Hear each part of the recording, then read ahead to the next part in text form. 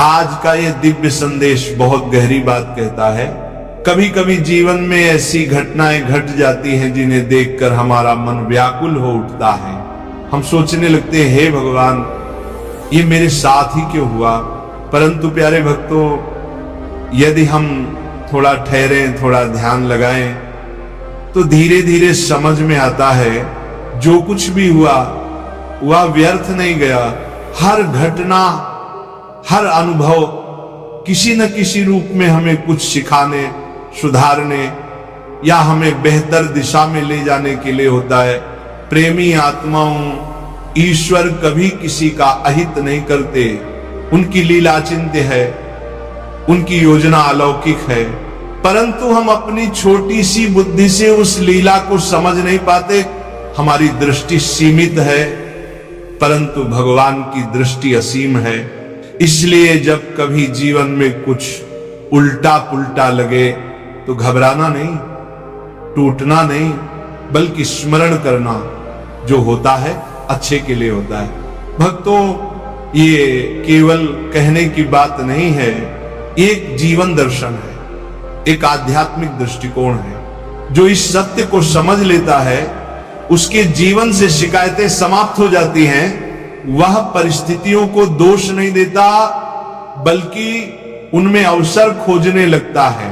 आज इसी भाव को समझाने के लिए एक बहुत सुंदर कथा सुनिए, ध्यान पूर्वक सुनिए, क्योंकि ये कथा हमें सिखाती है कैसे भगवान हमारी छोटी छोटी परिस्थितियों के माध्यम से हमें बड़ी शिक्षा दे देते हैं। एक बार की बात है, एक राजा था, बुद्धिमान, न्यायप्रिय, लेकिन बहुत चिंताग्रस्त भी। राज्य बड़ा था, जिम्मेदारियां भी भारी थी। उसके महल के पास एक विशाल बाग था जिसमें तरह तरह के फल लगे थे। आम, अमरूद, नारियल, अंगूर, सेब, सब फलों से लदा हुआ वह बाग मानो स्वर्ग का टुकड़ा लगता था। उस बाग का एक बहुत विनम्र सेवक था, नाम उसका माधव। माधव प्रतिदिन सुबह सुबह उठकर बाग में जाता, वृक्षों को प्रणाम करता, पानी देता और फल तोड़कर राजा के लिए टोकरी में भरता। प्यारे भक्तों, यही सच्ची सेवा है। जब हम अपने कार्य को ईश्वर की पूजा मान लें। माधव का मन बड़ा शांत था, वह हर फल तोड़ते समय भी भगवान का नाम लेता। जय श्री हरि प्रभु, आपकी कृपा से ये फल पके हैं। एक दिन बाग में 3 तरह के फल एक साथ पके, नारियल, अमरूद और अंगूर। माधव सोच में पड़ गया, आज राजा के लिए कौन सा फल ले जाऊं, क्योंकि राजा को हर दिन कुछ नया पसंद था। वह बहुत सोचता रहा, नारियल ले जाऊं, नहीं वो बड़ा भारी है। अमरूद ले जाऊं, लेकिन आज उनका मूड कैसा होगा। फिर मन में विचार आया, चलो आज अंगूर ही ले चलते हैं, छोटे छोटे हैं, खाने में भी हल्के रहेंगे। बस उसने अंगूर की एक सुंदर टोकरी सजाई और उसे कपड़े से ढककर महल की ओर चल पड़ा। राजमहल पहुंचा तो देखा राजा बहुत चिंतित मुद्रा में बैठे हैं, चेहरे पर तनाव, आंखों में थकान और मन में अनेक विचारों का बोझ। माधव ने विनम्रता से प्रणाम किया और टोकरी आगे रख दी। राजा ने बिना कुछ बोले टोकरी खोली, एक अंगूर उठाया, मुंह में रखा। थोड़ी देर बाद किसी विचार में खोए हुए दूसरा अंगूर उठाया और मुंह में डाल दिया। फिर अचानक मन के चिढ़ में एक अंगूर माधव की ओर फेंक दिया। वो अंगूर जाकर माधव के गाल पर लगा। माधव ने हाथ जोड़े और मुस्कुराकर कहा, भगवान तू बड़ा दयालु है, जो होता है अच्छे के लिए होता है। राजा सोच में पड़ गया पर कुछ न बोला। थोड़ी देर बाद फिर एक अंगूर फेंका, अब की बार माधव के कंधे पर लगा। माधव ने फिर वही कहा, भगवान तू बड़ा दयालु है, जो होता है अच्छे के लिए होता है। ऐसा कई बार हुआ। हर बार राजा अंगूर फेंकते और हर बार माधव वही वाक्य दोहराता। अंत में राजा की जिज्ञासा बढ़ी।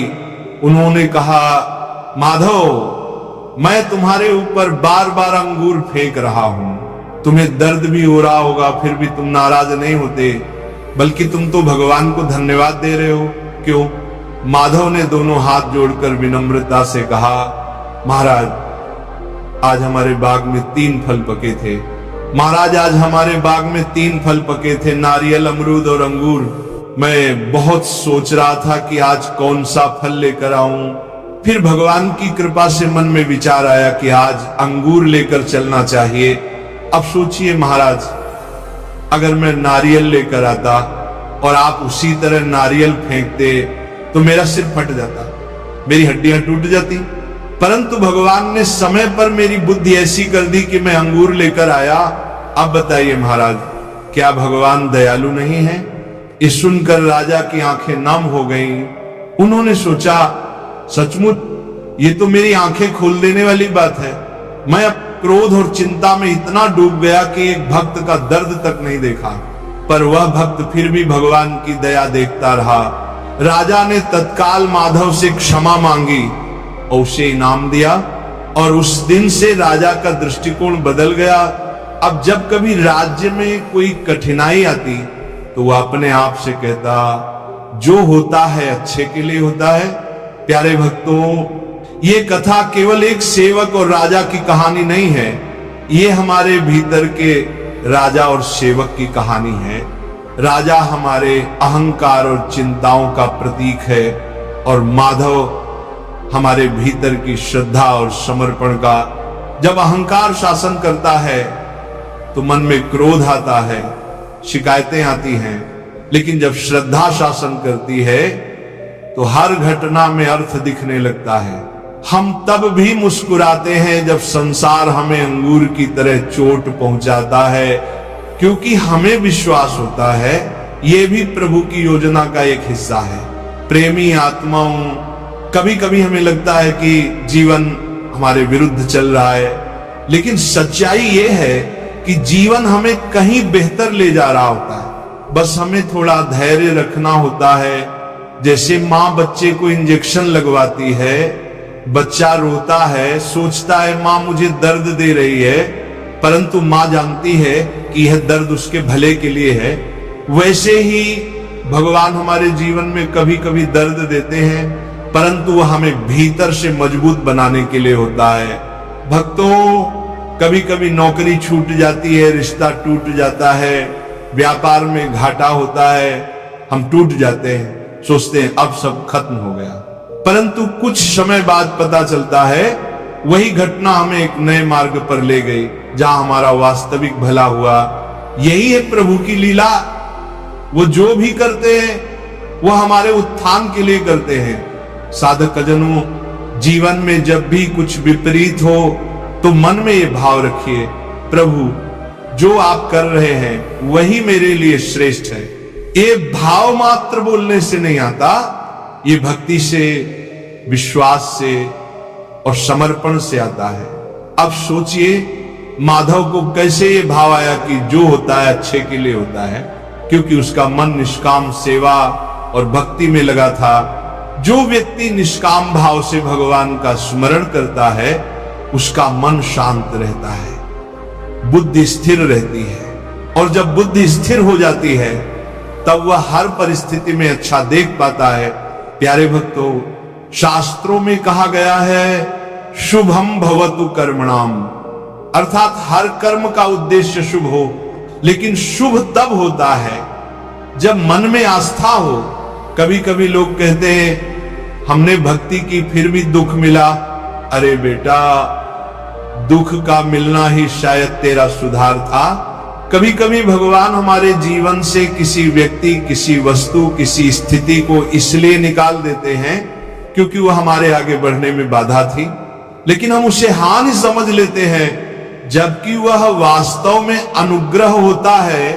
भक्तों, अगर आज आप अपने जीवन में किसी कठिनाई से गुजर रहे हैं तो ये कथा याद रखिए, हर चोट, हर असफलता, हर बिच्छोह आपको किसी ऊंचाई पर ले जाने के लिए ही आया है।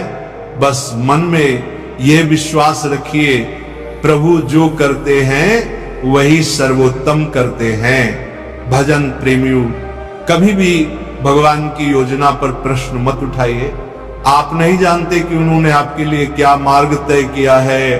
एक अंधा व्यक्ति केवल एक मोड़ देखता है, परंतु भगवान पूरा मार्ग जानते हैं।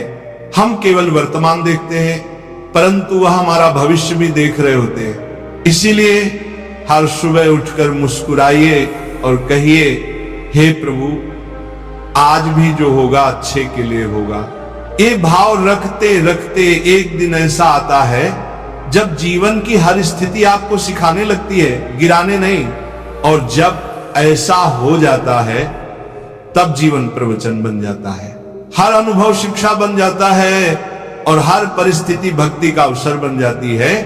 प्यारे भक्तों, इस कथा का सार यही है, जो होता है वो अच्छे के लिए होता है। ये वाक्य सिर्फ बोलने के लिए नहीं बल्कि जीने के लिए है।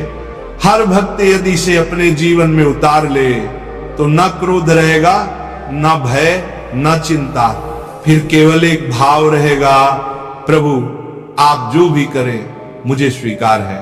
यहां तक कि जब जीवन में सबसे बड़ी कठिनाई आए तो भी ये कहना मत भूलिए, भगवान तू बड़ा दयालु है, क्योंकि वही कठिनाई आगे चलकर आपके लिए वरदान साबित होगी।